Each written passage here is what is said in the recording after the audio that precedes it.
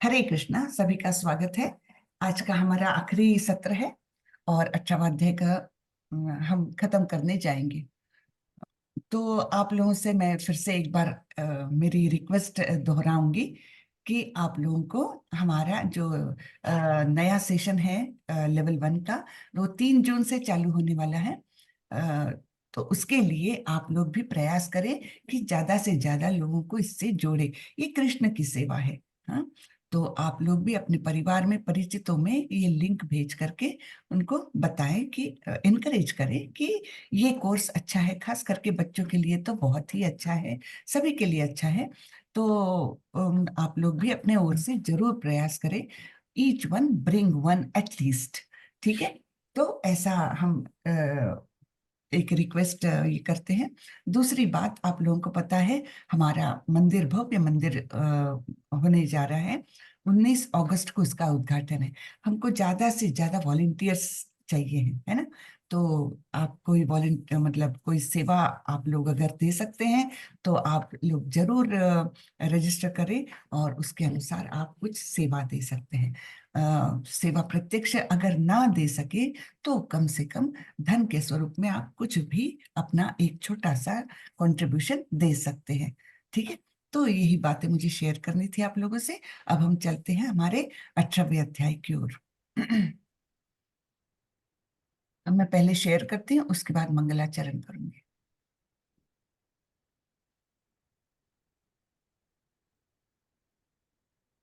जी, हमने यहाँ तक किया था, है ना, 54th श्लोक तक किया था। तो इसके आगे का हम आज देखेंगे। ये काफी बड़ा चैप्टर है, इसलिए आप लोगों ने देखा 3 दिन हो गए, फिर भी मतलब काफी रोज के रोज कवर करना पड़ता है। 78 श्लोकास है इसमें और बड़े ही सुंदर श्लोकास है। ठीक है, हम आगे बढ़ते हैं। ओम नमो भगवते वासुदेवाय। ओम नमो भगवते वासुदेवाय। ओम नमो भगवते वासुदेवाय। ओम अज्ञानतिमिरान्धस्य ज्ञानाञ्जनशलाकया चक्षुरुन्मिलितं येन तस्मै श्रीगुरवे नमः। श्रीचैतन्यमनोभीष्टं स्थापितं येन भूतले स्वयं रूपः कदा मह्यं ददाति स्वपदान्तिकम्।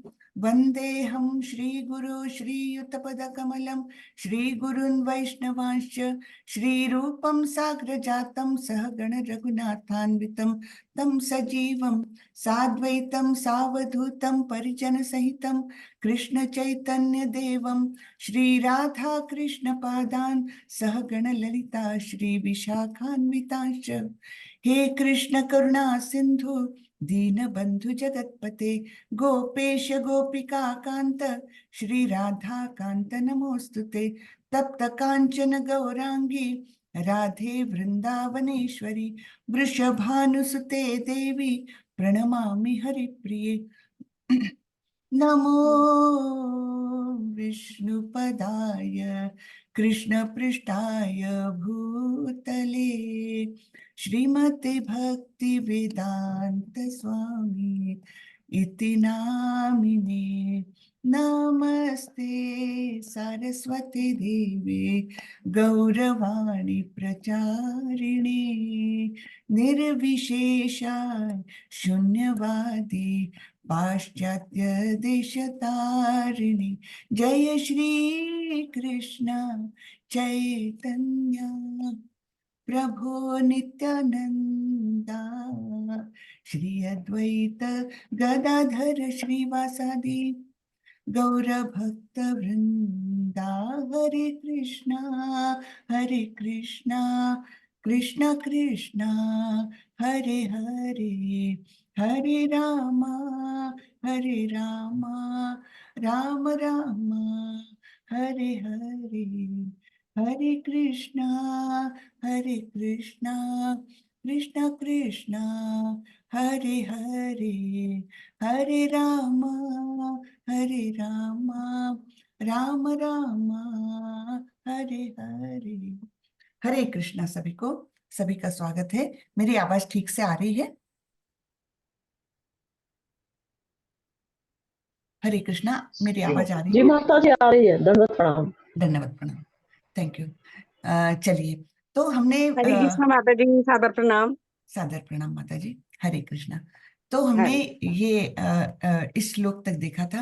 ब्रह्म भूत प्रसन्नात्मा, न शोचति न कांक्षति, समः सर्वेषु भूतेषु मद्भक्तिम लभते पराम। इस प्रकार जो दिव्य पद पर स्थित है वह तुरंत पर ब्रह्म का अनुभव करता है और पूर्णतया प्रसन्न हो जाता है। वह न तो कभी शोक करता है, न किसी वस्तु की कामना करता है। वह प्रत्येक जीव पर समभाव रखता है। उस अवस्था में वह मेरी शुद्ध भक्ति को प्राप्त करता है ना। तो हमारा कर्तव्य क्या है? हमारे अंदर तो रजोगुण तमोगुण बहुत कुट कुट के भरे हैं, लेकिन अब ये भगवत गीता का हमारे अंदर कहीं तभी स्पर्श हो गया है, तो हमने ये करना चाहिए कि कम से कम हमारे रजोगुण और तमोगुणों का त्याग करके सत्व गुण में आए। सत्व गुण के बाद कहीं है शुद्ध सत्व, जहां पर हम शुद्ध भक्ति प्राप्त करते हैं। ठीक है ना। तो अभी दिल्ली बहुत दूर है, अभी तो हमको बहुत कोशिश करना है, और ये एक दिन का काम नहीं है, इसमें तो पूरा जीवन निकल जाता है। आप लोगों को पता है ना, ये जीवन, ये हमारा एक मतलब परीक्षा की तैयारी है, और मृत्यु हमारी एक्चुअल परीक्षा है। तो उस परीक्षा में हमको सफल होने के लिए जीवन भर प्रयास करना है। ऐसा नहीं कि 1 साल का कोर्स है, खत्म हो गया तो हम एकदम सक्सेसफुल हो गए। जी नहीं, ये जीवन भर का प्रयास है। और अंतिम क्षण जब हम परमेश्वर को स्मरण करेंगे, है ना, परमेश्वर की मूर्ति आंखों के सामने होगी और मुंह में हरे कृष्ण होगा, तब भगवान हमें अपने धाम जरूर ले जाएंगे। इसमें कोई संशय नहीं, ये भगवान स्वयं बोले हैं, है ना। अंत काले च मामेव स्मरण मुक्त्वा कलेवरम, यह प्रयाति समद्भावम याति न तत्र संशया। इसमें कोई संशय नहीं है कि जो अंत काल में मेरा स्मरण करते हुए इस कलेवर को, इस देह को त्यागता है, तो वो निश्चित रूप से मेरे धाम आता है। इसमें कोई संशय नहीं, ये भगवान स्वयं बोले हैं। ठीक है। तो हमको ये अभ्यास जो है, ये निरंतर करते रहना है, धीरे धीरे प्रगति करना है। हमारे अंदर के तमोगुण रजोगुण निकल जाए, सत्व गुण में पूरी तरह स्थिर हो जाए, और उसके बाद शुद्ध सत्व में जाएंगे, तब भगवान बोलते मेरी शुद्ध शुद्ध भक्ति को वो प्राप्त करेगा। और उसके लक्षण क्या है? पूर्णतया वो हमेशा प्रसन्न रहता है। वह न तो कोई शोक करता है, न कोई इच्छा करता है, और सभी जीवों पर समभाव रखता है। ये उसके टेस्ट है उसकी, है ना। तो इस प्रकार दिव्य पद पर वो स्थापित हो जाता है, और वो भगवान की शुद्ध भक्ति को प्राप्त करता है। यहाँ पर हम थोड़ा सा तात्पर्य फिर से पढ़ लेते हैं। श्रीला प्रभुपाद की जय, जिनकी कृपा से हम सब ये अमृत का पान करने योग्य अपने आप को महसूस कर रहे हैं। इतने सीधे सुंदर शब्दों में उन्होंने सब कुछ हमें समझाने की कोशिश की है। लेकिन ये एक बार दो बार पढ़ के भी नहीं होता है, इसका बारंबार आप पढ़ेंगे ना, हर बार ऐसा लगता है मैंने कुछ नया कैच किया, मुझे कुछ नया सीखने को मिल रहा है, हर एक पर्पट में, हर एक तात्पर्य में। ऐसा नहीं कि उसका ऊपरी ऊपरी वो संदेश ले लिया हमने तो हम संपूर्ण हो गए। जी नहीं, उसको आप बार बार पढ़ेंगे तो उसका अंदर का जो भाव है ना, वो हमारे मन में कहीं तो भी स्थिर हो जाता है। ठीक है। तो इसको आप पढ़िए, बार बार पढ़िए, देखिए कितना अच्छा लगता है। ठीक है। तो तात्पर्य में श्रीला प्रभुपाद बोलते हैं, निर्विशेषवादी के लिए ब्रह्मभूत अवस्था प्राप्त करना, अर्थात ब्रह्म से तदाकार होना परम लक्ष्य होता है। ठीक है। तो निर्विशेषवादी कहाँ जाने जाना चाहते हैं? जो ब्रह्म ज्योति है ना, भगवान का एफिल्जेंस, जिसको उपमा दी गई है सूर्य की प्रकाश किरणें, है ना। तो सूर्य को जानने के 3 चरण हैं। कैसे? कौन से? एक तो सूर्य की किरणें हम तक पहुंच गई तो हम जानते हैं, हाँ, सूर्योदय हो गया। फिर दूसरे सूर्य को जानने का चरण है, सूर्य की डिस्क जो है ना, गोलाकार सूर्य है और प्रकाशमान है, उसको हम स्थिर आंखों से देख भी नहीं सकते, है ना। सरफेस के बारे में जानना, हाँ। और मतलब वो जानकारी हासिल करना, वो सेकंड लेवल है सूर्य को जानने की। और थर्ड लेवल क्या है? सूर्य के अंदर प्रवेश करके सूर्य लोक में कौन कौन वास कर रहे हैं, वहां की स्थिति कैसी है, ये सब जानने की कोशिश करना, है ना। वो थर्ड स्टेज है। वैसे ही भगवान को जानने के तीन चरण हमने बार बार डिस्कस किया है कि पहला है ब्रह्म ज्योति। हाँ, तो भगवान के शरीर से जो ज्योति निकलती है उसका प्रकाश सर्वदूर ब्रह्मांड में फैला हुआ है। लेकिन वो भौतिक जगत में प्रवेश नहीं करता। क्यों? क्योंकि हमारे भौतिक जगत के बाहर 7 प्रकार के आवरण हैं। हमने देखा था ना, एक बार इसकी चर्चा हुई है। तो 7 प्रकार के आवरण इस हर एक ब्रह्मांड में है। वो कौन से हैं? एक तो पंच महाभूत, हाँ, और पंच महाभूत, फिर उसके आगे अहंकार और महत्त्व। हाँ, ये 7 प्रकार के आवरण हर एक ब्रह्मांड में, तो उनको भेद कर नहीं आता। ये आती ब्रह्म ज्योति। तो ये निर्विशेषवादी कहाँ जाना चाहते हैं? इस ब्रह्म ज्योति में लीन होना चाहते, तदाकार होना चाहते। लेकिन भक्त का लक्ष्य अंतिम है। भक्त लक्ष्य करता है मैं भगवत धाम जाऊं, भगवान को प्रत्यक्ष देखूं, भगवान की प्रत्यक्ष सेवा करूं, है ना, उनकी हर लीलाओं में मैं शामिल हो जाऊं। इस प्रकार की भक्त की इच्छा रहती है। ठीक है।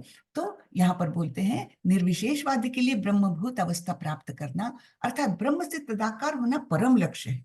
लेकिन साकारवादी शुद्ध भक्त को इससे भी आगे चलकर शुद्ध भक्ति में प्रवृत्त होना होता है। इसका अर्थ हुआ कि जो भगवत भक्ति में रत है वह पहले ही मुक्ति की अवस्था, जिसे ब्रह्मभूत या ब्रह्म से तदात्म पाने को कहते हैं, प्राप्त कर चुका है ना। हम तो जो भक्त है, शुद्ध भक्त हो गया है, वो तो ये सब पार कर चुका है, ये लेवल्स उसने पार कर ली है।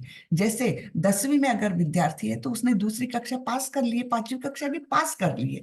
वैसे ही भक्त का है ना। परमेश्वर या परब्रह्म से तदाकार हुए बिना कोई उनकी सेवा नहीं कर सकता। परम ज्ञान होने पर सेव्य तथा सेवक में कोई अंतर नहीं कर सकता। फिर भी उच्चतर आध्यात्मिक दृष्टि से अंतर तो रहता है। यानी भगवान प्रभुपाद जी क्या बता रहे हैं कि भक्त और भक्ति का उद्देश्य यानी भगवान, है ना, इनमें अंतर तो रहेगा। जब तक भक्त है, भक्ति है और भगवान है ना, तो ये तो तीन रहने ही चाहिए भक्त के लिए। भक्त कभी नहीं चाहता कि मैं भगवान में तदाकार हो जाऊं, उसको सायुज्य मुक्ति कहते हैं। भक्त नहीं चाहता कि मुझे सायुज्य मुक्ति मिले, है ना। तो सायुज्य मुक्ति ये ब्रह्म ज्योति तक ही सीमित होती है। ठीक है। तो इस प्रकार ये बहुत सुंदर परपट में दिया हुआ है। अब ये श्लोक देखिए, मुझे बहुत ही अच्छा लगता है ये श्लोक। इसमें भक्ति का महत्व सबसे ज्यादा स्पष्ट रूप से दिया है। भक्त्या माम अभिजानाति यावान यश्चास्मि तत्वतः ततो माम तत्वतो ज्ञात्वा विशते तदनंतरम। केवल भक्ति से मुझ भगवान को यथारूप में जाना जा सकता है। क्या? केवल भक्ति से।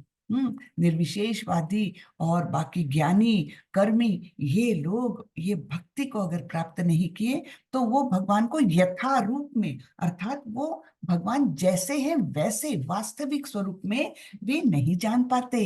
हाँ, जब मनुष्य ऐसी भक्ति से मेरे पूर्ण भावनामृत में होता है तो वह वैकुंठ जगत में प्रवेश कर सकता है।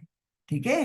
तब वो, जब वो पूरी तरह से भक्ति में लीन है, पूर्ण भावनामृत में है, पूर्णतः उसने भक्ति को अपने अंदर समाविष्ट कर लिया है। हर क्षण भगवान का स्मरण, हर क्षण ये सोचना कि मैं भगवान की सेवा किस तरह से करूं जिससे भगवान प्रसन्न हो जाए, है ना। अनुकूलस्य संकल्पो, जो भगवान को प्रसन्न करे, जो भगवान की भक्ति के लिए अनुकूल है, वे वही मुझे करना है, ये संकल्प है उसका, भक्त का।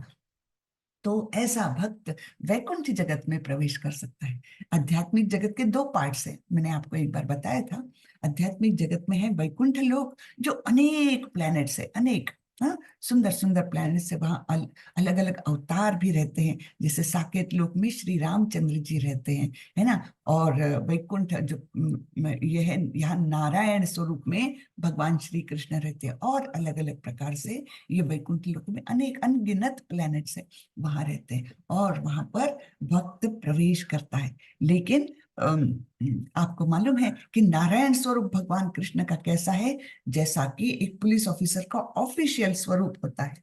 हम्म कि एकदम कैप और पूरा यूनिफॉर्म और एक कड़क इसमें जब जाता है तो वो कैसा रहता है, एक उसका अलग ही आविर्भाव रहता है। वहां पर ये नहीं कि वो अपने बच्चों के साथ खेलने लग जाए, क्रिकेट भी खेले, घोड़ा घोड़ा भी खेले, कुछ भी कर ले, ऐसा नहीं होता। वहां पर उसका स्टेटस अलग है।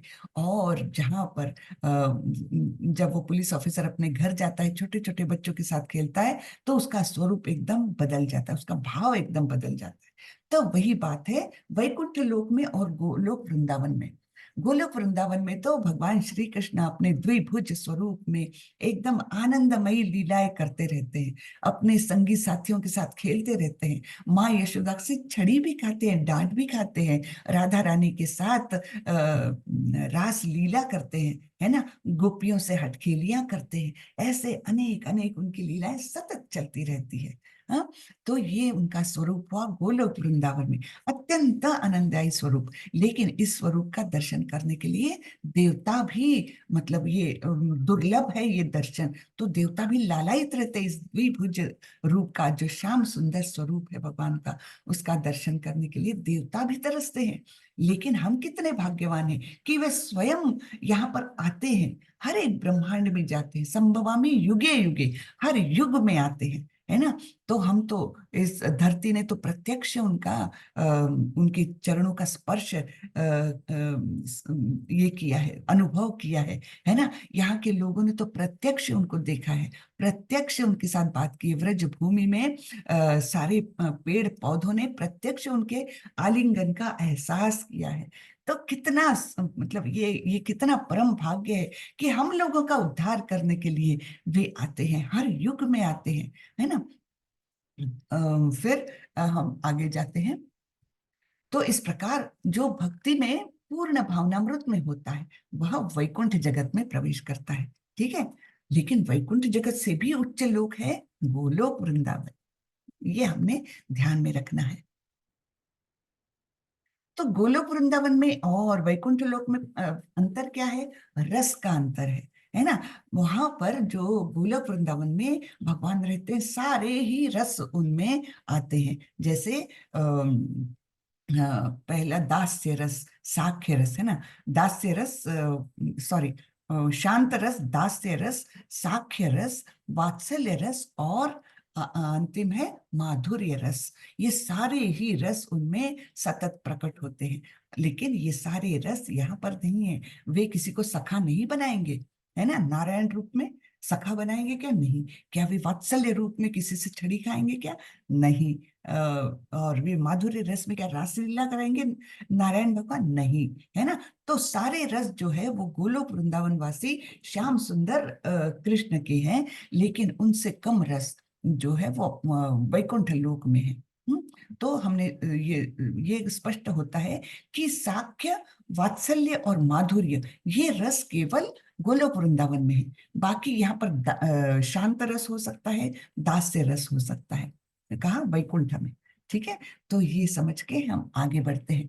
फिर भगवान बोल रहे हैं, सर्व कर्माण्यपि सदा कुर्वाणो मद्व्यपाश्रयः मत प्रसादात अवाप्नोति शाश्वतम पदम अव्ययम। मेरा शुद्ध भक्त मेरे संरक्षण में समस्त प्रकार के कार्यों में संलग्न रहकर भी मेरी कृपा से नित्य तथा अविनाशी धाम को प्राप्त होता है। तो जो भक्त है ना, वो तो यहाँ रहकर भी वैकुंठ का वास कर रहा है। हाँ, यहाँ रहकर भी, भौतिक जगत में रहते हुए भी वो प्रत्यक्ष ऐसा लगता है कि जैसे वैकुंठवासी है वो। तो भगवान का संरक्षण मिलता है भक्त को, और वो अपने कार्य करता रहता है, फिर भी मेरी कृपा से नित्य तथा अविनाशी धाम को प्राप्त होता है। चेतसा सर्वकर्माणि मयि सन्न्यस्य मत्परः बुद्धि योगमुपाश्रित्य मच्चित्तः सततं भव। सारे कार्यों के लिए मुझ पर निर्भर रहो और मेरे संरक्षण में सदा काम करो। ऐसी भक्ति में मेरे प्रति पूर्णतया सचेत रहो। तो पूरी तरह से हमने डिपेंडेंट रहना चाहिए भगवान, पूरी तरह से मुझ पर निर्भर रहो, पूरी तरह से भगवान पर निर्भर, है ना, अवश्य रक्षिबे कृष्ण। और दूसरा क्या कि मैं बहुत तुच्छ हूँ, भगवान ही सब कुछ करते हैं, ये भाव पूरी तरह से भगवान पर निर्भर और मेरे संरक्षण में, यानी अवश्य रक्षिबे कृष्ण, है ना, जहाँ कृष्ण रक्षण करेंगे, हाँ, राखे कृष्ण मारे के, मारे कृष्ण राखे के, ये भाव सदैव हमारे मन में रहे, तो फिर हमको कहाँ डर लगता है, कहाँ एंजाइटी होती है। उस दिन को एक माता जी पूछ रही थी ना कि मेरी एंजाइटी कम नहीं होती। जब हमारे मन में ये भाव आएगा कि भगवान ही तो सब कुछ करने वाले हैं, भगवान का ही तो सब कुछ है ना, ये कोई मेरा है क्या कि मैं अपनी जमीन के लिए बहुत एंजाइटी लूं, या मैं अपने जॉब के लिए बहुत एंजाइटी लूं। जो कुछ है भगवान ने दिया हुआ है, भगवान के अप्रूवल के बिना मुझ तक नहीं आएगा। मुझे अपना कर्तव्य करना है, उसमें कोई कोताही नहीं, लेकिन ये भाव अगर मन में रहे कि वो है ना रक्षण करने के लिए, तब हमारी एंजाइटी दूर हो जाती है, पूर्णतः दूर हो जाती है। आप लोग विश्वास करें इस बात पर। लेकिन वो मन में भाव कैसा है कि हाँ ये कुछ खराब भी हो रहा है, मेरे मन के अगेंस्ट भी हो रहा है, लेकिन ये कृष्ण के अप्रूवल से है, तो इसको मैं एक्सेप्ट करना ही है मुझे। ठीक है, भगवान जो कुछ चाहते हैं वैसा ही होने देना चाहिए, क्योंकि वही मेरे लिए अंतिमतः हितकारक है। भगवान मेरा बुरा कभी नहीं करेंगे, मैं उनका बच्चा हूं, तो मुझे कष्ट कैसे देंगे। ये तो तात्कालिक कष्ट है, ये मेरे कर्मों के फल है। ये सोच करके अगर हम अपना जीवन निकाले तो देखिए हमारे मन में कितनी शांतता रहती है ना। ये एंजाइटी, ये सब निकल जाती है, अपने अपने आप निकल जाती है। तो भगवान क्या बोल रहे हैं, सारे कार्यों के लिए मुझ पर निर्भर रहो और मेरे संरक्षण में सदा कर्म करो। हमेशा बोलना बोलना चाहिए कि भगवान आप ही मेरी रक्षा करो, आपको जो मेरे साथ करना है करो, आप मेरा भला ही करोगे, ये निश्चित है। ये जो कुछ छोटे मोटे संकट आते हैं, ये तो आने ही है, मैंने पता नहीं कितने पाप किए हैं, ये तो आप मुझे बचा रहे हैं कि छोटे छोटे दे रहे हो, ये तो आपकी कृपा है ना। ये भाव अगर मन में रहे तो बहुत अच्छा होता है। तो ऐसा भक्त, ऐसी भक्ति में मेरे प्रति पूर्णतया सचेत रहो। ऐसी भक्ति, यानी अर्जुन को बता रहे कि ऐसी भक्ति में मेरे प्रति सचेत रहो, हमेशा भगवान का अस्तित्व, हाँ, इसको महसूस करते हुए, हर चीज में भगवान का दर्शन करते हुए, चाहे वो जीव हो चाहे वो अचेत वस्तु भी क्यों ना हो, वहां पर सभी जगह भगवान है। फिर भगवान बोलते हैं, मच्चित्तः सर्वदुर्गाणि मत प्रसादात् तरिष्यसि अथ चेत्वम अहंकारान् न श्रोष्यसि विनक्ष्यसि। यदि तुम मुझसे भावना भावित होंगे तो मेरी कृपा कृपा से तुम बद्ध जीवन के सारे अवरोधों को लांघ जाओगे। ठीक है, अगर तुम मेरे भावना भावित होंगे, अर्थात मेरी श्रेष्ठता, मेरा अस्तित्व, है ना, मेरे दिव्य कर्म, है ना, इनके प्रति तुम अगर जान जाओगे, जैसे एक अध्याय में भगवान ने बोला है ना, जन्म कर्म च मे दिव्यम एवं यो वेत्ति तत्वतः त्यक्त्वा देहम पुनर्जन्म नैति मामेति सोर्जुन। जन्म कर्म च मे दिव्यम, इसके बारे में जो जानकारी हासिल करेगा, है ना, जन्म और कर्म मेरे सभी प्रकार से दिव्य होते हैं, उसमें अपनी अटकलें नहीं लगाना चाहिए। अरे भगवान कैसे क्या रासलीला कर सकते, ये तो ठीक नहीं है, ये अपनी बुद्धि बिल्कुल नहीं लगाने की। भगवान परम है और वे सभी हमारे रूल्स एंड रेगुलेशन से परे हैं, है ना। ये हमने जानना चाहिए कि ये रूल्स एंड रेगुलेशंस इस भौतिक जगत के लिए है, लेकिन भगवान ने ये नियम बनाए हैं, वो नियंत्रक है, उनके लिए ये कोई बंधन नहीं रखते। हाँ, ये सारे रूल्स एंड रेगुलेशंस ये भगवान के लिए नहीं है, वो सभी नियमों के परे हैं। तो ये जो जानता है इस प्रकार से भगवान को सर्वे सर्वा मानकर जो होता है, तो वो मेरी कृपा से तुम बद्ध जीवन के सारे अवरोधों को लांघ जाओगे, है ना। तो इस बद्ध जीवन में जो हमको तीन गुणों से बांधे है ये प्रकृति, तो उसके जो भी अड़ंगे आते हैं, संकट आते हैं, वो सबको तुम पार कर जाओगे। लेकिन यदि तुम मिथ्या अहंकार वश ऐसी चेतना में कर्म नहीं करोगे और मेरी बात नहीं सुनोगे, तो तुम विनष्ट हो जाओगे, है ना। अगर मिथ्या अहंकार क्या है, मैं बार बार बताती हूँ, देहात्म बुद्धि, मैं ये देह हूं ये मानकर चलना, इससे जो कुछ अहंकार है वो मिथ्या अहंकार है। मेरा घर, मेरा परिवार, मेरे बच्चे, है ना, तो ये सब जो मेरा मेरा मेरा है ना, कि मेरी, मैं कितना बुद्धिमान हूं, तो इस ये अहंकार अगर है हम में, तो हम भगवान की भक्ति नहीं कर सकते, है ना। ऐसी अहंकारवश ऐसी चेतना में कर्म नहीं करोगे, अर्थात भक्ति मार्ग नहीं अपनाओगे और मेरी बात नहीं सुनोगे, तब तो विनष्ट ही होना है, क्योंकि भौतिक प्रकृति तो हमको छोड़ने वाली है नहीं, है ना। और फिर ये अहंकार हमको कहाँ, अधम से अधम योनियों में ले जा सकता है ना, अधम से अधम प्रकृति हमारी बना सकता है। तो इसलिए भगवान यहीं पर हमको सचेत कर रहे हैं कि ये सब तुमने सुना है, ये केवल अर्जुन के लिए नहीं है ना। भगवत गीता हम सभी के लिए भगवान बोल के गए हैं, अन्यथा हमको ये ज्ञान नहीं मिलता। तो अ, अगर तुमने ये भक्ति का मार्ग नहीं अपनाया, तो तुम विनष्ट हो जाओगे, अर्थात तुम्हारी आत्मा इसी भौतिक जीवन में गोते खाती रहेगी, गोते खाते रहेगी, उसका कोई अंत नहीं है ना। तो इसलिए भक्ति का ये इम्पोर्टेंस बता रहे हैं भगवान। हम्म? यद यद अहंकारमाश्रित्य न योत्स्य इति मन्यसे, मिथ्यैष व्यवसायस्ते प्रकृतिस्त्वां नियोक्ष्यति। यदि तुम मेरे निर्देशानुसार कर्म नहीं करते और युद्ध में प्रवृत्त नहीं होते, तो तुम कुमार्ग पर चले जाओगे, है ना। अर्जुन की सब वो क्यों हुई थी, उनका कंफ्यूजन क्यों हुआ था, भ्रम क्यों हुआ था, क्योंकि ये मेरा परिवार है, मुझे पाप लगेगा, है ना। सब यानी मेरे कारण समाज में दुष्प्रवृत्तियां बढ़ जाएगी, है ना, मेरे कारण समाज दूषित हो जाएगा, जो मेरा था ना उनका, अर्जुन का, इसलिए उनकी मति भ्रमित हो गई थी। तो भगवान बोल रहे हैं, मैंने तुमको सब ज्ञान दिया है, सब निर्देश दिए हैं कि किस प्रकार करना, कर्म करना है, युद्ध करना है, लेकिन कैसे, मेरा स्मरण करते हुए युद्ध करो, युद्ध करो, लेकिन कैसे, मुझे अर्पण करते हुए करो, उसके कर्म फल के प्रति आसक्ति मत रखो कि इसके कारण मुझे पाप लगेगा, इसके कारण मुझे पुण्य लगेगा, ये भी कर्म फल है ना। तो इसके प्रति मन में बिल्कुल भी लालसा मत रखो, ठीक है। तो भगवान बोल रहे हैं, यदि तुम मेरे निर्देशानुसार कर्म नहीं करते और युद्ध में प्रवृत्त नहीं होते, युद्ध में प्रवृत्त होने के लिए भगवान स्वयं बोल रहे हैं, है ना, क्योंकि ये धर्म युद्ध है। और यहाँ पर भगवान ने पहले तो, ऐसा नहीं है कि भगवान हिंसा चाहते हैं, इसके बारे में बहुत क्रिटिसाइज होता है। लोग जो पूरी तरह से भगवत गीता नहीं जानते ना, वो क्या बोलते हैं, तुम्हारे भगवान तो बड़े हिंसक है, वो तो युद्ध कराना चाहते हैं, ऐसे कैसे, है ना, उन्होंने तो सबको बचा लेना चाहिए था।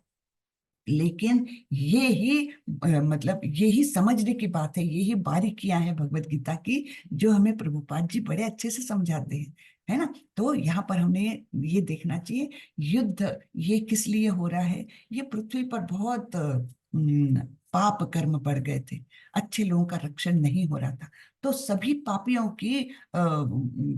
को एक साथ उनका निपात करने के लिए ये युद्ध भगवान चाह रहे हैं, युद्ध करे। इसके पहले क्या भगवान ने ट्राई नहीं किया कि ये युद्ध ना होए, वो तो भगवान चाहते तो एक साथ सभी पापियों को मार देते थे, मार सकते थे, किंतु ये जो भौतिक जगत के जो परिपाठ है, उनमें, यानी जब दो द्विभुज रूप में उन्होंने इस पृथ्वी पर अवतरण किया है, तो उन्होंने सभी नियमों का पालन किया है। जैसे अपने आप में उन्होंने नहीं किसी का निपात कर दिया, वो तो उनके लिए कोई बात ही नहीं थी, लेकिन वो सब कुछ वैसा ही चाहते थे जैसे बद्ध जीवन में होता रहता है, भौतिक जगत में होता रहता है। तो इसलिए उन्होंने युद्ध करवाया, और उसका क्रेडिट किसको मिले, जो भगवान के भक्त है उनको क्रेडिट मिले, इसलिए उनके हाथों उन्होंने दुष्टों का विनाश किया, है ना। और इसके पहले उन्होंने कोशिश की थी कि दुर्योधन को थोड़ी सी अकल दे दे, ये युद्ध ना होए। कैसे, वे स्वयं पांडवों के दूत बन के दुर्योधन के पास गए थे कि ये युद्ध मत करो तुम, है ना, युद्ध मत करो, एक्चुअली लेजिटिमेट कौन है हकदार, युधिष्ठिर है, उसको राज्य सौंप दो। तो दुर्योधन ने मना किया, अच्छा भाई तुम राज्य नहीं दो, आधा राज्य दो, वो भी दुर्योधन ने मान्य नहीं किया। अच्छा भाई, आधा राज्य नहीं तो केवल 5 गांव दे दो, क्योंकि वे क्षत्रिय है। वो कुछ दूसरा व्यवसाय करके अपना जीवन यापन नहीं करेंगे।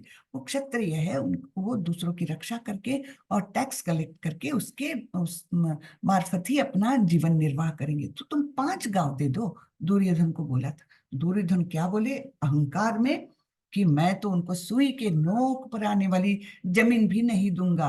और तब कहीं भगवान ने सोचा ये तो सुधरने वाला नहीं है, लातों के भूत बातों से नहीं मानते, इनको तो देना ही पड़ेगा। तब कहीं कृष्ण ने बोला तो युद्ध तो होकर रहेगा, है ना। और उस समय भी, यानी दुर्योधन का अहंकार देखो, कि उन्होंने इनको, ये दूत बन के गए थे, तब भी उनको कैद करने के लिए अपने सैनिकों को बोला, कि इस कृष्ण को कैद कर दो, जबकि दूत को कभी भी ऐसे ट्रीटमेंट नहीं दिया जाता। लेकिन दुर्योधन की तो मति ही मारी गई थी। तो जब इस प्रकार का आदेश किया, तब कृष्ण क्रुद्ध हो गए थे, और उन्होंने पार्शियल उनको विराट रूप दर्शन भी कराया, पार्टली, हाँ। लेकिन वो देखकर भी दुर्योधन की मति नहीं सुधरी। वो क्या बोलता है, ये तो कोई जादूगर है, अपनी जादू दिखा रहा है, मैं नहीं इससे प्रभावित होने का। इस प्रकार से अपमानित किया। तब सारे भीष्म द्रोण सबने मध्यस्थी की और दुर्योधन को समझाया कि ये तुम्हारा व्यवहार अच्छा नहीं है, कृष्ण से माफी मांगी और उनको शांत किया था, है ना। तो ये पार्शियल विराट रूप दर्शन दुर्योधन को कराया, फिर भी कुछ नहीं हुआ। तब भगवान ने बोला युद्ध के अलावा कोई मार्ग नहीं है। तब भगवान ने युद्ध करने के लिए पांडवों को बोला था। और तब फिर सारा जमावड़ा तैयार हो गया, सब युद्ध के लिए तैयार हो गए थे। ठीक है, तो ये कर्तव्य मान करके तुमको युद्ध करना है, तुम्हारा कर्तव्य है और मेरा निर्देश है। सबसे इंपॉर्टेंट भगवान का निर्देश, कर्तव्य से भी परे, है ना। भगवान अगर कोई भी, भगवान प्रत्यक्ष अगर हमको कोई भी काम बताते हैं, क्योंकि धर्मम तो साक्षात भगवत प्रणीत, जो भगवान ने बोला है वही धर्म है ना। और जैसे हमारे गवर्नमेंट रिजोल्यूशंस कैसे अपडेट होते जाते हैं, है ना, कि अब पिछले जीआर को मत देखो, अब ये GR supersedes all previous government resolutions, है ना। इस प्रकार से आते हैं ना। वैसे भगवान ने अगर किसी स्थान पर बोल दिया कि ये करो, तो उसके पहले दिए गए सारों को सुपरसीड कर दिया भगवान ने, है ना, अपने ही आदेशों को सुपरसीड कर दिया, जैसे गवर्नमेंट में भी होता है। तो इस प्रकार भगवान क्या बोलते हैं, तुम अगर युद्ध में प्रवृत्त नहीं होगे तो तुम कुमार्ग पर जाओगे, क्योंकि तुम अपने धर्म से च्युत हो जाओगे, गिर जाओगे। क्योंकि धर्म, मैं अब जो आदेश दे रहा हूं यही धर्म है ना। तो इस प्रकार तुम कुमार्ग पर जाओगे, तुम्हें अपने स्वभाववश युद्ध में लगना होगा। तुम स्वभाव से ही क्षत्रिय हो, स्वभाव है तुम्हारा, है ना। तो स्वभाव नियतम कर्म, जो तुम्हारा स्वभाव है, ये पिछले हमने कुछ लोग पहले देखा है, ये स्वभाव नियतम कर्म, जो तुम्हारे गुण और कर्म, जो स्वभाव तुम्हारा निर्धारित करते हैं, जिस वर्ण में तुम हो, क्षत्रिय वर्ण में हो तुम, तो वो तुमको करना ही पड़ेगा, तुमको युद्ध करना पड़ेगा। स्वभावजेन कौन्तेय निबद्धः स्वेन कर्मणा कर्तुम नेच्छसि यन्मोहात् करिष्यस्य वशोऽपि तत्। इस समय तुम मोहवश मेरे निर्देशानुसार कर्म करने से मना कर रहे हो, लेकिन हे कुंती पुत्र, तुम अपने ही स्वभाव से उत्पन्न कर्म द्वारा बाध्य होकर वही सब करोगे। हाँ, ठीक है। तो तुम अभी मोहवश हो, मोह से भ्रमित हो रहे हो तुम, इसलिए तुम ये मना कर रहे हो। क्या मना कर रहे हो, कि मैं अपने स्वजनों से कैसे युद्ध करूं, एटसेट्रा एटसेट्रा। ये तुम अपने, ये मोह के वश में होकर तुम ऐसे बोल रहे हो। लेकिन तुम्हारा जो बेसिक स्वभाव है, क्षत्रिय धर्म जो तुम्हारे अंदर कूट कूट कर भरा है, उसके कारण तुम निश्चित रूप से कभी ना कभी वही करोगे जो तुम्हारा स्वभाव है। हम्म। अब ये बड़ा सुंदर, यहाँ पर हम थोड़ा सा तात्पर्य पढ़ लेते हैं, छोटा सा है। तात्पर्य में श्रीला प्रभुपाद बोलते हैं, यदि कोई परमेश्वर के निर्देशानुसार कर्म करने से मना करता है, तो वह उन गुणों द्वारा कर्म करने के लिए बाध्य होता है जिनमें वह स्थित होता है। तो यहाँ तो भगवान निर्देश दे रहे हैं, युद्ध करो जो तुम्हारा स्वभाव है। और कभी कभी अगर कोई नहीं मानता तो वो बाध्य हो जाता है। प्रकृति के 3 गुण उसको बाध्य करते हैं, कंपल्शन करते हैं। प्रत्येक व्यक्ति प्रकृति के गुणों के विशेष संयोग से वशीभूत है और तदनुसार कर्म करता है, किंतु जो स्वेच्छा से परमेश्वर के निर्देशानुसार कार्यरत होता है वही गौरवान्वित होता है ना। तो हमने ये ध्यान में रखना चाहिए कि कृष्ण जहाँ है वहां अज्ञान नहीं हो सकता, और जहाँ अज्ञान है वहां कृष्ण नहीं रहते हैं, है ना। तो एक बहुत सुंदर श्लोक है, याद आएगा तो बताती हूँ। अम, अम, नहीं नहीं याद आ रहा। तो उसका उसका मतलब यही है कि जहाँ कृष्ण है वहां माया नहीं आ सकती, है ना। माया अंधकार, कृष्ण सूर्य सम, माया है अंधकार, जहाँ कृष्ण तहाँ नहीं माया नो अधिकार, ऐसा चैतन्य चरितामृत में बोला गया है। तो कृष्ण सूर्य सम, ना, कृष्ण कैसे है, स्वयं प्रकाशित, जैसे सूर्य होता है कि जहाँ सूर्य रहेगा वहां अंधकार हो ही नहीं सकता, है ना। सूर्य का वो प्रथम लक्षण है कि जहां सूर्य थोड़ा सा भी आ गया तो अंधकार दूर भाग गया, है ना। तो कृष्ण सूर्य सम, माया अंधकार, जो माया है जो हमको बांधे रखती बद्ध जीवन में, भौतिक जीवन में, तो वो अंधकार के समान है। और जहां कृष्ण तहा नहीं माया नो अधिकार, जहां कृष्ण है वहां पर इस माया का कोई बस नहीं चलता। ठीक है। तो कृष्ण का अनुपालन, कृष्ण की आज्ञा का अनुपालन जब हम करेंगे तब हमको माया बिल्कुल कुछ नहीं बिगाड़ सकती हमारे। आगे बढ़ते हैं। ईश्वर सर्वभूतानां हृद्देशेऽर्जुन तिष्ठति, भ्रामयन् सर्वभूतानि यंत्रारूढ़ानि मायया।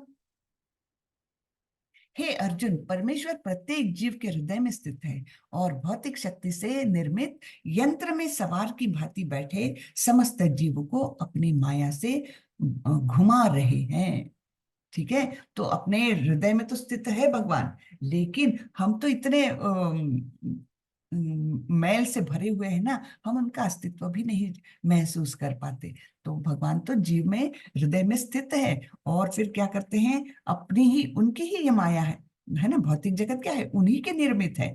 तो वे उस माया के द्वारा, जैसे हम कोई मोटर में सवार है और वो मोटर अनकंट्रोल्ड घूम रही है, हाँ, तो इस प्रकार हमको, जीवों को अपनी माया से घुमा रहे हैं। हम जब तक कंट्रोल नहीं लेते उस माया का, तब तक तो हम माया द्वारा निर्धारित है, माया द्वारा नियंत्रित है। ठीक है।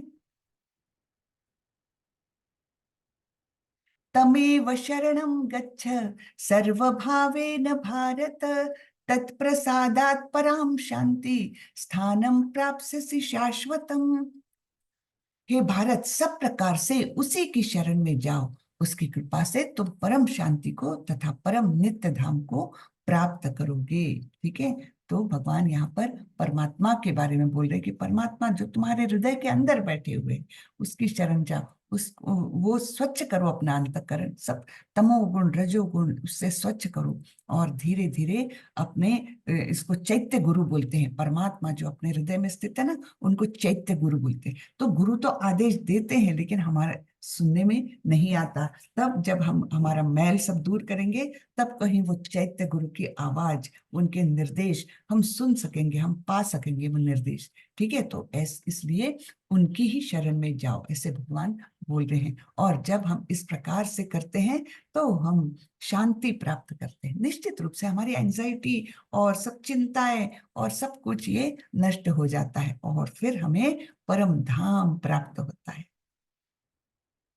इति ते ज्ञानमाख्यातं गुह्याद् गुह्यतरं मया, विमृक्षेण, सॉरी, विमृक्षैत अशेषेणं यथेच्छसि तथा कुरु। अब ये देखो सुंदरता, है ना, हमारे सनातन धर्म की सुंदरता यहाँ पर पूरी तरह से दिखती है। भगवान क्या बोल रहे हैं अर्जुन को, सब कुछ मैंने बता दिया तुमको, लेकिन अब तुम जो तुम्हारी इच्छा हो वैसा करो। फ्रीडम दी है भगवान ने, और ऐसी फ्रीडम भगवान ने हर जीव को दी है। हम उस फ्रीडम का बहुत दुरुपयोग करते हैं, इसलिए यहाँ बंधे हैं।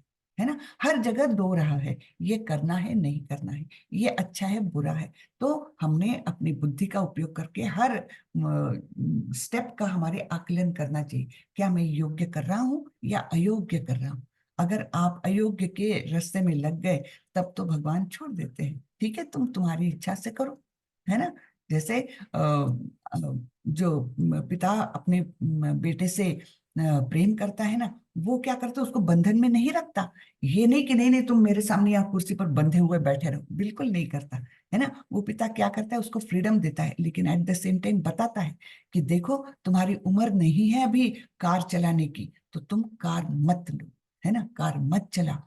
ये वो बताता है, परम पिता परमेश्वर भी हमको ऐसे बताते हैं, और कोई भी अच्छा पिता भी अपने बच्चों को बताता है और उनको वो बुरा काम करने से रोकता है। लेकिन बच्चा अगर बहुत जिद्दी है तो फिर अल्टीमेटली पिता भी फिर कभी कभी हार मान के अच्छा जाओ तुमको जो करना है करो, ये अल्टीमेटली बोल ही देता है ना। तो ये हम भी ऐसे ही बच्चे हैं, बहुत जिद्दी बच्चे हैं हम, और हम क्या करते हैं, अपनी फ्रीडम का दुरुपयोग करते हैं पल पल में, ठीक है ना। तो यहाँ पर भगवान अर्जुन को बोल रहे हैं यथेच्छसी तथा कुरु, ठीक है। मैंने तुमको सारा गोपनीय ज्ञान, गुह्यात गुह्यतरम, सब कुछ ज्ञान मैंने तुमको बता दिया है, इसमें अब कुछ बचा नहीं है, इसलिए अब तुम जो करना है करो है ना। यथेच्छसी तथा कुरु, इस प्रकार मैंने तुम्हें गुह्यतर ज्ञान बतला दिया, इस पर पूरी तरह से मनन करो और तब जो चाहे सो करो। फ्रीडम देते हैं भगवान। सर्वगुह्यतमं भूयः शृणु मे परमं वचः, इष्टोऽसि मे दृढ़मिति ततो वक्ष्यामि ते हितम्। क्योंकि तुम मेरे अत्यंत प्रिय मित्र हो, अतएव मैं तुम्हें अपना परम आदेश, जो सर्वाधिक गुह्य ज्ञान है, बता रहा हूं, इसे अपने हित के लिए सुनो। हम्म। तो क्योंकि वो साख्य भाव से भगवान से जुड़े हुए थे अर्जुन, है ना, इसलिए भगवान ये सबसे गुह्य ज्ञान बताने वाले हैं। तो तुम अपने हित के लिए इसे सुनो। तो ये क्या ज्ञान है, मन्मना भव मद भक्तो मद्याजी माम नमस्कुरु, मामे वैश्यसि सत्यम ते प्रतिजाने प्रियोसी में। यही श्लोक इसके पहले भी आ चुका है, तब भी गुह्यतम, अत्यंत गुह्य ज्ञान, सबसे अधिक गुह्य ज्ञान में यही श्लोक भगवान ने बताया था। मनमना भव मद भक्तो मद्याजी माम नमस्कुरु, हाँ, माँ में वैश्यसी, यहाँ से वो श्लोक थोड़ा सा बदल जाता है। तो भगवान बोल रहे हैं सदैव मेरा चिंतन करो, मेरे भक्त बनो, मेरी पूजा करो और मुझे नमस्कार करो। चार चीजें हैं, है ना, चिंतन, भक्त, पूजा और नमस्कार, बस। और क्या मांग रहे हैं भगवान, कुछ भी नहीं। इस प्रकार तुम निश्चित रूप से मेरे पास आओगे, मैं तुम्हें वचन देता हूं, क्योंकि तुम मेरे परम प्रिय मित्र हो, ठीक है। तो करना क्या है, सदैव भगवान के बारे में स्मरण करना है। भक्त बनना है यानी क्या, कि भगवान को जो प्रिय है वो करना, भगवान को जो अप्रिय है वो बिल्कुल नहीं करना। तो ये भक्त बनने का बेसिक क्राइटेरिया है ना। फिर मेरी पूजा करो, पूजा करो अर्थात मेरी सेवा करो, क्योंकि जीवेरा स्वरूप होए कृष्णेरा नित्य दास, ये नित्य हमको दास बन के भगवान की पूजा करना है ना। तो और फिर भगवान को नमस्कार करो, अर्थात भगवान की पूर्णतः शरण जाओ, है ना। तो भगवान ही सब कुछ करने वाले हैं, भगवान ही सभी लोगों के स्वामी हैं। ये और मैं पूरी तरह से भगवान को शरण हूँ, ये भाव आना चाहिए नमस्कार करने में, केवल फिजिकली करके नहीं, उसके साथ भाव। भगवान तो भाव के भूखे प्यासे हैं, है ना, भाव के भूखे हैं भाई। बाकी तो सब कुछ है भगवान के पास, सभी कुछ है, षड ऐश्वर्य युक्त। तो इस प्रकार तुम निश्चित रूप से मेरे पास आओगे, मैं तुम्हें वचन देता हूं, क्योंकि तुम मेरे परम प्रिय मित्र हो। हम्म? अब ये बहुत सुंदर श्लोक आता है और ये सबसे इंपॉर्टेंट माना जाता है भगवत गीता में। क्या बोल रहे हैं भगवान, सर्वधर्मान परित्यज्य मामेकं शरणं व्रज, अहम त्वां सर्व पापेभ्यो मोक्षयिष्यामि मा शुचः। समस्त प्रकार के धर्मों का परित्याग करो और मेरी शरण में आओ, मैं समस्त पापों से तुम्हारा उद्धार कर दूंगा, डरो मत। ठीक है, तो समस्त प्रकार के धर्मों का, अब हम बड़े कंफ्यूज हो जाते हैं। एक बार तो बोलते हैं कि धर्म का पालन करना, यानी हमने देखा है आहार निद्रा भय मैथुनं च सामान्य एतत् पशु भी समान, है ना, पशु भी नराण, है ना, धर्मो ही एको अधिको विशेषो धर्मे नहीं ना पशु भी समान। ये यहाँ पर बोल रहे हैं और यहाँ पर बोलते सब धर्मों का परित्याग कर दो। ये कैसा, क्या बड़ा कंफ्यूजन हो जाता है ना। तब हमने ये सोचना चाहिए कि धर्म की परिभाषा बहुत बदलती रहती है, विधियां बदलती रहती है, लेकिन अल्टीमेट धर्म क्या है, जो भगवान की आज्ञा है वही सबसे टॉप मोस्ट आदेश है भगवान का। ठीक है, तो अभी आदेश क्या है भगवान का, युद्ध करो। हाँ, जैसे हम एक एग्जांपल ले सकते हैं कि जब हम हमको देह प्राप्त होता है तो हम अपने देह धर्म का पालन करते हैं ना, देह की स्वच्छता, और जो उसका नियमित है, उसको भूख लगती तो खाना, ये देह धर्म का हम पालन करते हैं। थोड़ी सी बुद्धि बढ़ती है, हमारा परिवार है, तो परिवार धर्म हम ज्यादा वो मानने लगते हैं कि मुझे कष्ट हुआ तब भी चलेगा, लेकिन मेरे परिवार का सब अच्छा हो जाए, है ना। माए क्या करती है, घर में अगर खाना कम है तो नहीं, मेरे बच्चों को, मेरे परिवार को पूरा हो जाए, मैं तो कुछ भी खा लूंगी या नहीं भी खा लूंगी, है ना। तो परिवार धर्म, फिर उससे भी आगे बढ़कर लोग सोचने लगते हैं मैं परिवार तक क्यों सीमित रहूं, मैं समाज, है ना, या मेरा जो एक्सटेंडेड परिवार है और समाज है उनके प्रति मैंने जागरूक रहना चाहिए। मेरे परिवार को थोड़ी कमी हो गई तो चलेगा, लेकिन समाज में सब लोग सुखी रहे। इस प्रकार अपनी धर्म की देखो वो बढ़ती जाती है। फिर आगे बढ़ के मेरे देश को मैं सर्वप्रथम मानता हूँ, है ना, मैं कुछ नहीं, मेरा परिवार कुछ नहीं, मेरा समाज कुछ नहीं, मेरा देश सर्वोपरि है। तो हमारी धर्म की परिभाषा बदल रही है ना। लेकिन सबसे परम क्या है, सबसे परम है भगवान का आदेश। ठीक है, तो समस्त प्रकार के धर्मों का, यानी अभी तक के जो भी तुम मानते हो धर्म, वो सबको तुम छोड़ दो और क्या करो, मेरी शरण ग्रहण करो। जब मेरी शरण में आओगे तो मैं सारे पापों से, सो कॉल्ड पापों से, है ना, मैं तुम्हारा उद्धार कर दूंगा, डरो मत। ये मत सोचो कि मुझे पाप लगेगा, मैं मेरे वरिष्ठों पर, मेरे गुरु पर, मेरे पर दादा, सॉरी दादाजी पर कैसे मैं शस्त्र उठाऊं। ये सब का तुम सोचना बंद कर दो, तुम केवल मेरी शरण में आओ और अपना कर्म करो, है ना, मैं समस्त पापों से तुम्हारा उद्धार कर दूंगा।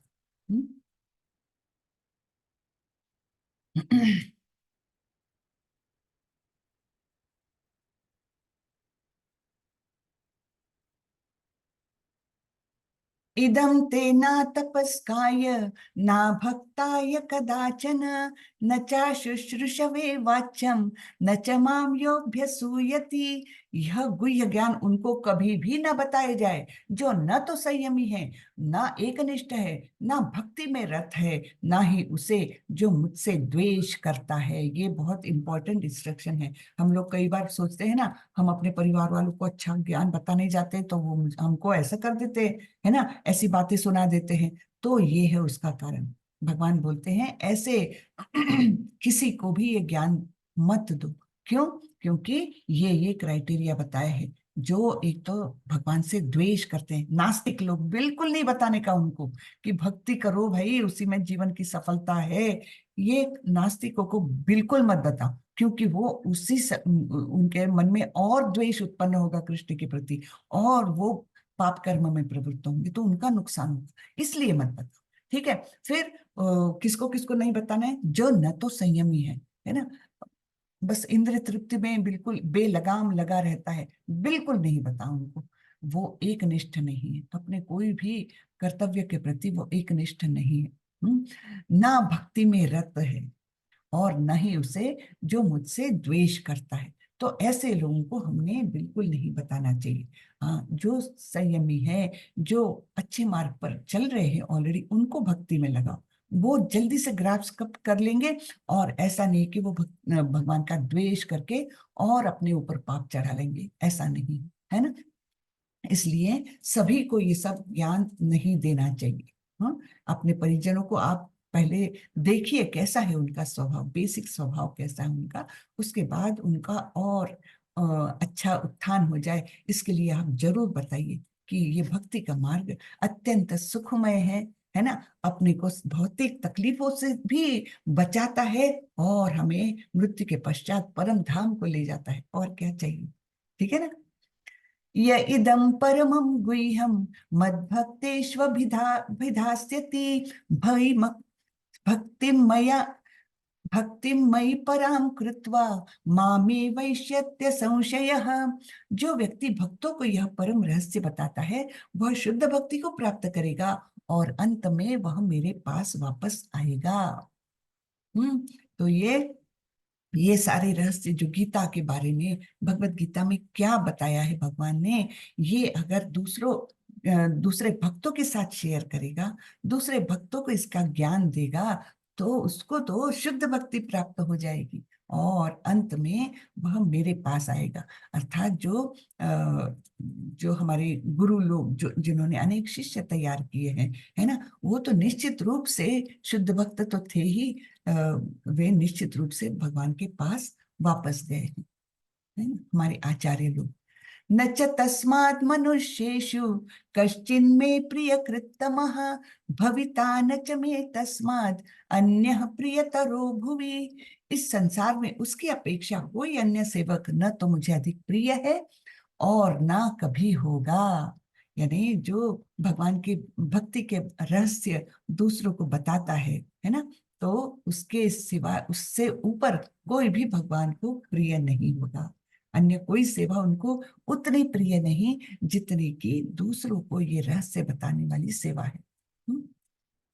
अध्येष्यते च न अध्येष्यते च य इमं धर्मं संवादमावयोः ज्ञानयज्ञेन तेनाहम् इष्टस्यामिति मे मतिः। और मैं घोषित करता हूं कि जो हमारे इस पवित्र संवाद का अध्ययन करता है वह अपनी बुद्धि से मेरी पूजा करता है। Very good. तो हम अभी इस समय क्या कर रहे हैं, हम अध्ययन करने की कोशिश कर रहे हैं, आप और मैं सब मिलके ये अध्ययन करने की कोशिश कर रहे हैं। तो इस समय वास्तविकता हम क्या कर रहे हैं, भगवान की पूजा कर रहे हैं अपनी बुद्धि के द्वारा। तो ये ऐसा वैसा कार्य नहीं है, ये हम 1 घंटा जो बिताते हैं ये हम पूरी तरह से पूजा में लीन है, ऐसा समझना चाहिए। ये भगवान स्वयं बताते हैं, है ना। श्रद्धावान अनसूयश्च शृणुयादपि यो नरः सोपि मुक्तः शुभालोकान् प्राप्नुयान् पुण्य कर्मणाम्। और जो श्रद्धा समेत तथा द्वेष रहित होकर इसे सुनता है वह सारे पापों से मुक्त हो जाता है और उन शुभ लोकों को प्राप्त होता है जहाँ पुण्यात्माएं निवास करती है। उच्च ग्रहों में पुण्यात्माएं निवास करती है, हाँ, वहां पर वो निश्चित रूप से जाएगा जो द्वेष रहित होकर इस संवाद को सुनेगा। कृष्ण और अर्जुन के बीच में ये जो भगवत गीता नामक संवाद हो रहा है, तो वो जो सुनेगा वो निश्चित रूप से उच्च ग्रहों को प्राप्त करेगा।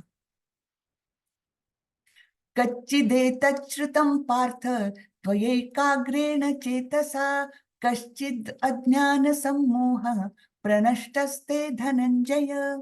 अब यहाँ पर भगवान पूछ रहे हैं, हे पृथापुत्र, हे धनंजय, क्या तुमने इसे एकाग्र चित्त होकर सुना है और क्या अब तुम्हारा अज्ञान तथा मोह दूर हो गया है।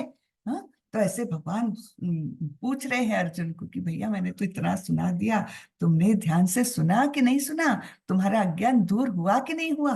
कभी कभी टीचर्स भी ऐसे पूछते हैं ना कि आप लोगों ने ध्यान से सुना है कि नहीं सुना ये क्लास, हाँ, तो आपकी सारी शंकाएं निकल गई कि नहीं निकल गई। वैसे ही यहाँ कृष्ण पूछ रहे हैं। अब अर्जुन क्या बोलते हैं, अर्जुन उवाच नष्टो मोह स्मृतिर्लब्धा त्वत्प्रसादान्मयाच्युत स्थितोऽसि गतसन्देहः करिष्ये वचनं तव। अर्जुन ने कहा, हे कृष्ण, हे अच्युत, अब मेरा मोह दूर हो गया, आपके अनुग्रह से मुझे मेरी स्मरण शक्ति वापस मिल गई। अब मैं संशय रहित तथा दृढ़ हूँ और आपके आदेशानुसार कर्म करने के लिए उद्यत हूँ। तो नष्टो मोह स्मृतिर्लब्ध्वा, है ना। तो इस प्रकार अर्जुन ने एक्सेप्ट कर लिया कि अब मेरा सारा भ्रम दूर हो गया है और मैं आपके आदेशानुसार ही कर्म करूंगा। कितना सुंदर लगता है ना। अब फिर से संजय की एंट्री हो रही है। संजय जो हस्तिनापुर में बैठकर ये सब कुछ देख रहे हैं, है ना। वो क्या बोलते हैं अभी धृतराष्ट्र को बताएंगे। संजय उवाच इत्यहं वासुदेवस्य पार्थस्य च महात्मनः संवादम इम अश्रौष्यम अद्भुतम रोमहर्षणम। संजय ने कहा, इस प्रकार मैंने कृष्ण तथा अर्जुन इन दोनों महापुरुषों की वार्ता सुनी और यह संदेश इतना अद्भुत है कि मेरे शरीर में रोमांच हो रहा है ना। मेरे भी शरीर में रोमांच हो रहा है, ये पढ़ते समय हमेशा होता है ना। कैसा अद्भुत संदेश होगा जो कृष्ण और अर्जुन के बीच ये संवाद के रूप में हो रहा है ना। तो ये संदेश इतना अद्भुत है कि मेरे शरीर में रोमांच हो रहा है। ऐसे संजय अपने हस्तिनापुर के नरेश धृतराष्ट्र को बता रहे हैं। व्यास प्रसादात् श्रुतवान् अनेतद् गुह्यतं परम योगम योगेश्वरात् कृष्णात् साक्षात् कथयत् स्वयं। व्यास की कृपा से मैंने ये परम गुह्य बातें साक्षात योगेश्वर कृष्ण के मुख से अर्जुन के प्रति कही जाती हुई सुनी है ना। तो ये उनको कितना अद्भुत एक मौका मिला है ना। वो उनको व्यास मुनि ने दिव्य नेत्र दिए थे और दिव्य कान भी दिए थे, सब कुछ वो देख सकते थे, सुन सकते थे। तो ये प्रत्यक्ष उन्होंने योगेश्वर कृष्ण के मुख से ये बातें सुनी। योगेश्वर क्यों कहा गया है? वो सारे योगों के परम ज्ञानी है। हाँ, परम योगी है कृष्ण, इसके लिए उनको योगेश्वर कहा जाता है। राजन् संस्मृत्य संस्मृत्य संवादम इमं अद्भुतम केशवार्जुनयोः पुण्यम हृष्यामि च मुहुर्मुहुर्। हे राजन, जब मैं कृष्ण तथा अर्जुन के मध्य हुई इस आश्चर्यजनक तथा पवित्र वार्ता का वारंवार स्मरण करता हूँ तो प्रति क्षण आह्लाद से गदगद हो उठता हूँ। कितने आनंदित हो गए हैं देखें, संजय गदगद हो गए आनंद से। हाँ, तो जैसे ऐसे वे बार बार स्मरण कर रहे हैं, कितने अद्भुत ज्ञान को बताया है कृष्ण ने अर्जुन को, है ना। परम गुह्य ज्ञान कि मनमना भव मद भक्तो मद्याजी माम नमस्कुरु, है ना। अद्भुत ज्ञान भगवान ने बताया है, सारा ज्ञान दिया है। पदार्थ क्या है, आत्मा क्या है, परमात्मा क्या है ना, सब कुछ। और पदार्थ के घटक क्या है, ये सभी कुछ ज्ञान भगवान ने इन सारे अध्यायों में दिया है। तो ये जब जब मैं स्मरण करता हूँ तो मैं गदगद हो जाता हूँ आनंद के साथ। ऐसे संजय बोल रहे हैं। तच्च संस्मृत्य संस्मृत्य रूपमद्भुत्य रूपमत्यद्भुतम हरे, अत्यद्भुतम अति अद्भुत हरे, है ना। तच्च संस्मृत्य संस्मृत्यम रूपम अत्यद्भुतम हरे विस्मयो में महाराजन ऋष्यामि च पुनः पुनः। हे राजन, भगवान कृष्ण के अद्भुत रूप का स्मरण करते ही मैं अधिकाधिक आश्चर्यचकित होता हूँ और पुनः पुनः हर्षित होता हूँ। कैसे कैसे रूप दिखाए हैं भगवान ने उनको? एक तो विराट रूप दिखाया है, द्विभुज तो है ही पूरा टाइम, और विराट रूप, फिर उसके बाद चतुर्भुज रूप, ये सब भगवान ने वहां पर दिखाए। और वो विराट रूप में तो उनको सारे ही ब्रह्मांडों के दर्शन करा दिए थे। तो ये सारे रूपों का स्मरण कर करके मैं बार बार हर्षित हो रहा हूँ। ऐसे संजय बोल रहे हैं। यत्र योगेश्वर कृष्णो यत्र पार्थो धनुर्धरः तत्र श्रीर्विजयो भूतिर् ध्रुवा नीतिर्मतिर्मम। जहाँ योगेश्वर कृष्ण है और जहाँ परम धनुर्धर अर्जुन है, वहीं ऐश्वर्य, विजय, अलौकिक शक्ति तथा नीति भी निश्चित रूप से रहती है, ऐसा मेरा मत है। ठीक है। तो संजय ने तो युद्ध का अंत क्या होना है ये बता दिया धृतराष्ट्र को। क्या बोल रहे हैं कि जहां पर कृष्ण है, हाँ, योगेश्वर कृष्ण, और जहां अर्जुन है जो परम धनुर्धर है ना, महान योद्धा है, तो वहीं पर ऐश्वर्य यानी राज्य, राज्य वहीं जाएगा। इस युद्ध में विजय उनको ही मिलेगा, और अलौकिक शक्ति, है ना, परम शक्ति जो भगवान के द्वारा उनको प्राप्त है ना।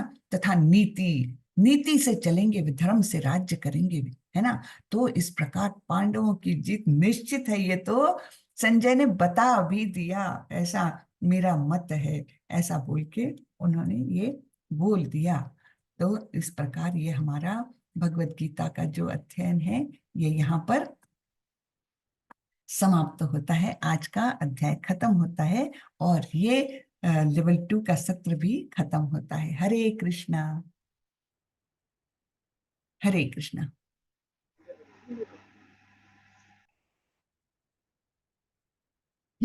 एकदम शांति। हरे कृष्ण। हरे बहुत कृष्णा। अच्छा लगा आपकी क्लासेस अटेंड करके। अभी जो जून में स्टार्ट होगी लेवल 1, वो आप ही लोगे सुबह? शायद से मैं ब्रेक लूंगी, इस बार का सत्र मैं नहीं करूंगी। दूसरे भी टीचर्स हैं, बहुत सारे टीचर्स हैं, तो सबको चांस मिलना चाहिए है ना। तो इसलिए ठीक नेक्स्ट वाले ठीक। मैं नहीं लूंगी, उसके अगला मैं ले लूंगी।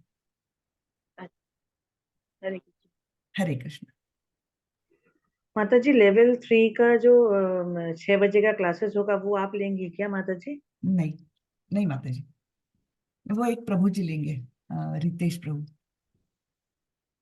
मैं अभी थोड़े दिन, मुझे ब्रेक, सवेरे वाला रितेश प्रभु लेंगे और शाम वाला शायद पल्लवी माता जी लेगी। हरे कृष्णा।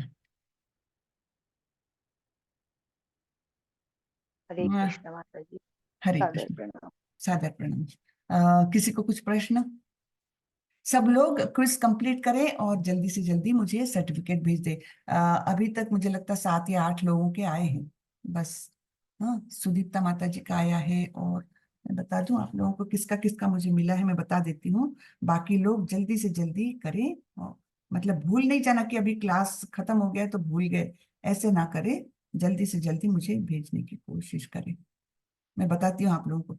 अभी लेटेस्ट आया है, विष्णु शर्मा प्रभु जी का आया है, फिर आदित्य प्रभु जी का आ चुका है, करुणा माता जी का आया है, करुणा सोलंकी, फिर नैनशिखा माता जी का मिल चुका है, रमेश चंद्र शुक्ला प्रभु जी का मिल चुका है, सुदीप्ता माता जी का आ गया है, विश्वजीत प्रभु का मिल चुका है, आरती माता जी का मिल चुका है। वेरी गुड, इतने लोगों के आ गए हैं। बाकी लोग जल्दी से जल्दी भेजने की कोशिश करें। हाँ, ठीक है। तो किसी को कोई प्रश्न, कुछ बोलना है, कुछ कमेंट्स देनी है, इसमें क्या इम्प्रूवमेंट कर सकते हैं क्लासेस में, कुछ भी, कुछ बोलना है आप बता दीजिए, है ना। ठीक। हरे कृष्ण माता जी। हरे कृष्णा प्रभु, बोलिए। जी माता जी, मेरा तो कोई क्वेश्चन नहीं है, जी। लेकिन आपने अब तक आज तक जो भी सिखाया वो बहुत अच्छी तरह से सिखाया है, इतना ही बोलना था मुझे। और आपने जो भी श्लोक डिटेल में बताए, जी। तो हमें काफी हद तक वो भगवत गीता का जो ज्ञान है वो समझ में आ गया। तो इसके प्रभु, लिए बहुत बहुत ऐसा धन्यवाद, और हम सब बिल चाहेंगे कि आप ही लेवल 3 का क्लास लीजिए। धन्यवाद प्रभु। लेकिन ऐसा मत सोचिए कि कुछ ज्ञान मिला है, अरे अभी तो एक बूंद भी नहीं मिला है हमको इसको तो बहुत बार पढ़ेंगे ना, तब उसका असली, उसका गर्भित अर्थ जो है वो धीरे धीरे धीरे हम कर सकते हैं। और मेरी सबसे रिक्वेस्ट है, सब लोग माला जप जरूर करें, उसके बिना हम नहीं बढ़ सकते। भक्ति में वाकई नहीं बढ़ सकते। वो जब हम उस मंत्र का, महामंत्र का जप करते हैं ना, तब कहीं जाकर हमारे कल्मश थोड़े थोड़े थोड़े दूर होने लगते हैं, कंसंट्रेशन बढ़ने लगता है। तो आप लोग जरूर करें, धीरे धीरे बढ़ाएं माला का जप। हाँ, पहले बहुत कठिनाई होगी, वो मैंने जैसे हमारे शास्त्रों में लिखा है ना, रूप गोस्वामी जी बोलते हैं कि जैसे पीलिया होता है, तब गन्ने का रस तो उसके लिए औषधि है, वो देना ही है, लेकिन वो गन्ने का इतना मीठा रस भी उसको बहुत कड़वा लगता है, लेकिन वो कंपल्सरीली लेता है, लेता है, लेता है, तो धीरे धीरे उसकी मिठास उसको महसूस होने लगती है। फिर एक क्षण ऐसा आता है कि वो पूरी तरह से उसकी मिठास का अनुभव करता है, तब उसका रोग दूर हो गया, ऐसा मानते हैं, है ना। तो ये हम लोग काहे से ग्रसित है, हम लोग भव रोग से ग्रसित है। तो जब तक हम ये दवाई नहीं लेंगे, पहले कड़वी लगेगी, तकलीफदायक लगेगी, लेकिन ये ही दवाई है, इतना ध्यान रखिए सब लोग, और जप करिए जरूर, धीरे धीरे बढ़ाइए उसको। ओके, चलिए, हरे जी कृष्ण। हरे माता, हरे कृष्णा धन्यवाद। माता जी। हरे हरे कृष्णा कृष्ण। माता। हरे कृष्णा माता जी। हरे कृष्ण जी। माता जी, लेवल 3 के लिए एडमिशन के लिए क्या करना होगा? आप मुझे सर्टिफिकेट भेज दीजिए माता जी, वो क्विज कंप्लीट करके उसके कर एक, दिए मैंने। क्विज कर दिए कंप्लीट किया माता जी। तो उसका एक हाँ जी। सर्टिफिकेट जनरेट होगा, वो मुझे हाँ भेज जी। दीजिए। एक सर्टिफिकेट ठीक है। आएगा, वो आप मुझे भेज दीजिए। मुझे भेजिए, क्षमा माता जी को भेजिए, वो मुझे ही भेज देती है, तो अगर मेरा नंबर नहीं हो, क्षमा माता जी को भी भेज सकती हैं। ठीक है, तो और माता जी, उसमें टाइम क्या, सर्टिफिकेट माता जी इसी पे आएगा या ऑनलाइन कैसे मेल पे आएगा? ऑनलाइन ही डाउनलोड करना होगा माता जी आपको, उसी जगह मेल पर। पे? हाँ, मेल से नहीं, उसी अच्छा। साइट पर जाइए जहां पर आपने क्विज किया है ना, उसी साइट जी। को फिर से आप रिज्वाइन करेंगे आज, तो आपको अपना सर्टिफिकेट दिखाई देगा, तो उसको ठीक है। डाउनलोड डाउनलोड करके फिर मुझे भेज दीजिए। ठीक है माता जी। और अपना टाइमिंग, कौन सा प्रेफर्ड टाइमिंग है वो भी लिख लीजिए, लिख दीजिए सब लोग, क्योंकि उस प्रकार से आपको वो अगली लिंक आएगी, लेवल 3 की ये लिंक आएगी। माता जी, अब माता जी भक्ति शास्त्र का कोर्स शुरू हो जाएगा ना?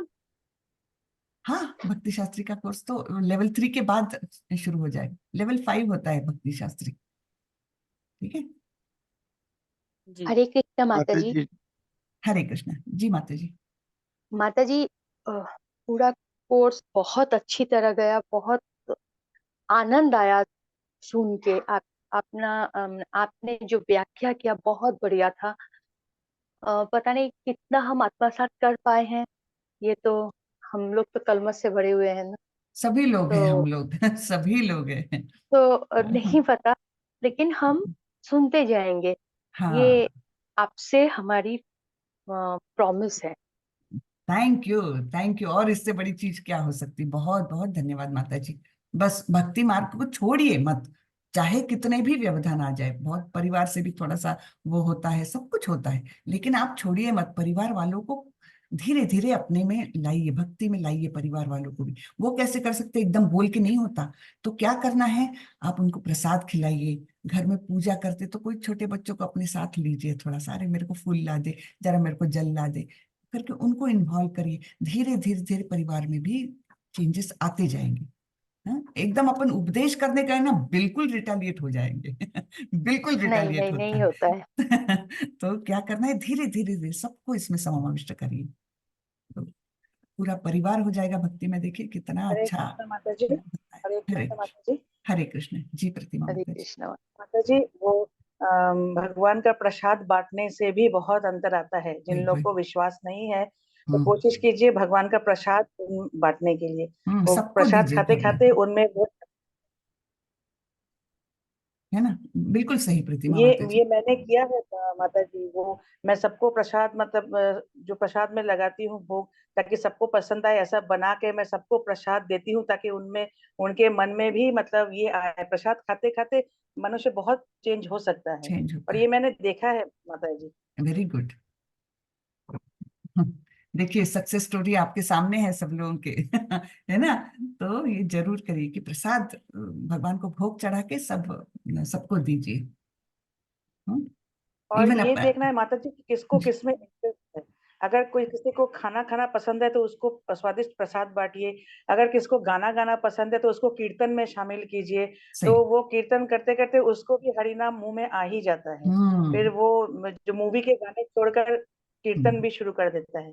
बिल्कुल ठीक है, सही, तो जिसको बहुत जिसमें अच्छे, इंटरेस्ट है हमें वो पहचानना है, और उसको उसी जगह में स्ट्राइक मतलब डालना है, कृष्ण भावना भावित उस तरह डालना है उसके मन में। बिल्कुल सही माता जी, बहुत अच्छी जिसको बात बुक्स बताई आपने। बुक्स पढ़ना पसंद है उसको आप बुक्स, बच्चों को कृष्ण की स्टोरीज जो हैं वो दीजिए। अभी समर वेकेशन है, मैं वैसे ही मैं कोशिश कर रही हूँ धीरे धीरे, जैसे आपने कहा हम्म कि सबके मन में हमारा प्रचार करना हमारा कर्तव्य है। तो हम्म जिसका जिसमें इंटरेस्ट है मैं वही कोशिश करती हूँ कि उसी उसके इंटरेस्ट में हम्म मतलब वो डालूं, ताकि वो मतलब इजीली उसको ले सके। इस्कॉन की ना, इस्कॉन की बच्चों के लिए भी बहुत सुंदर बुक्स आती है, स्टोरी बुक्स बच्चों के लिए, तो वो लाइए आप लोग अपने घर के बच्चों को, उनको सुनाइए, तो धीरे धीरे उनको इंटरेस्ट आएगा, उनको बच्चों का क्लास ज्वाइन जी माता जी, करवाइए। उसके पिक्चर्स इतने अच्छे होते हैं ना, तो बहुत बच्चे तो अच्छे लगते ड्राइंग हैं। भी कर लेते हैं। हाँ हाँ, तो वो तो बस बच्चों के कृष्ण से लिए तो जोड़िए स्टोरी हर एक बुक को, बहुत हर एक को कृष्ण से जोड़िए, कोई भी माध्यम से हो, उनको कृष्ण से जोड़िए। प्रसाद है, बुक्स है ना, अदर एक्टिविटीज, सब कुछ। तो ऐसे करके सबको कृष्ण से जोड़ने की कोशिश करें। ये सबसे बड़ी सेवा है कृष्ण की, कि हम दूसरे जीवों को भी साथ में ले रहे हैं। ठीक है, चलिए फिर से मैं हरे हरे रिपीट कृष्ण। कृष्णा करूंगी। माता जी, ये हरे कह रहे कृष्ण। थे, मैं जी ये प्रभु। कह रहा था माता जी, मैंने जी, सेकंड लेवल कर लिया है। आपने तो बहुत और कुछ वो कर लिया प्रभु, आप फिर भी अटेंड करते, ये बहुत बड़ी बात है। नहीं, मतलब ये मैं चाह रहा था माता जी, जी। थर्ड लेवल की, जैसे वो बृहस्पतिवार शुक्रवार को तो अटेंड करता हूँ रितेश प्रभु की, अच्छा। सुबह की 6 बजे। हाँ। यदि उसके अलावा और कोई यदि थर्ड लेवल की होती हो क्लास, तो मैं अटेंड, मेरे को शामिल कर लीजिएगा आप वाली, बाकी तो जिसकी मुझे भी है आइडिया ना। नहीं है और लिंक भी नहीं है मेरे पास, तो वो तो पता नहीं प्रभु बृहस्पतिवार आप। और शुक्रवार हम्म। में तो हूँ मैं, अच्छा अच्छा, गुड, रितेश प्रभु वाली में। Very good. और उसके अलावा यदि और कोई होती हो तो मेरे को कर लीजिएगा, है ना। अच्छा, श्री कृष्ण ठीक है प्रभु प्रभु। जी, शाम को पल्लवी माता जी और लेते हैं। हाँ, वो शाम को 7 बजे शायद होती है, 7 या 8 बजे, 8 बजे होती है फिर। बृहस्पतिवार को ना। 8 बजे हाँ होती है, वो लेकिन लिंक वगैरह नहीं है बृहस्पतिवार, मेरे पास। हाँ चलिए तो। वो पहले वो तो लेती थी, क्या नाम, हाँ, महालक्ष्मी। हाँ, महालक्ष्मी माता जी लेती थी, वो अभी शायद पल्लवी माता जी लेने लग गई है ना। हाँ, अब उनके हम्म। एग्जाम वगैरह चल रहे हाँ। हैं। तो चलिए हम यहीं पर हमारा सत्र खत्म करते हैं। ठीक है, आप सबको बहुत बहुत शुभकामनाएं आपके भक्तिमय जीवन के लिए। और फिर से रिमाइंड करूंगी, each one bring at least one. हाँ, सबको जोड़िए। और दूसरा क्या है, सेवा के लिए अगर आ सकते हैं जरूर आइए। 19 अगस्त की डेट याद रखिए, लेकिन आप लोगों को पहले से वो फॉर्म भरना पड़ेगा अगर सेवा के लिए आप लोग आना चाहते हैं तो। और तीसरा, कुछ किसी भी प्रकार से मंदिर निर्माण के लिए अगर आप थोड़ी सी भी सहायता कर सके जरूर करिएगा। फिर और एक बात बतानी थी मुझे। हाँ, इस्कॉन को मत छोड़िए, ये भक्ति का मार्ग बनाए रखिए। और आपके व्हाट्सएप ग्रुप को भी मत एग्जिट करिए, क्योंकि उसमें आपको काफी कुछ आगे की इंफॉर्मेशन मिलती रहेगी। व्हाट्सएप ग्रुप में बने रहिए। ठीक है, चलिए। वाचा कल्पतरुभ्यश्च कृपा हरे कृष्ण सिंधुभ्य माता जी। एव च पतितानां पावनेभ्यो वैष्णवेभ्यो नमो नमः। अनंत कोटि वैष्णव वृंद की जय, श्रीला प्रभुपाद की जय। हरे कृष्ण। जी माता जी बोलिए। हरे कृष्ण। अरुणा माता जी आप कुछ हरे बोलिए। कृष्ण माता जी, सॉरी मैंने भी। जी कोई हाँ, बात नहीं। हाँ जी, जी। हाँ जी, वो आप बोल रहे थे ना कि किसी को जोड़ना है। हम्म। तो कुछ लोग हैं हमारे आसपास जो कि करना तो चाहते हैं और परेशान भी होते हैं कि मैं इस चीज से परेशान हूँ, और हम सजेस्ट करते हैं तो फिर वो साथ में साथ ये आर्ग्यूमेंट देते हैं कि हमारे पास टाइम ही नहीं है।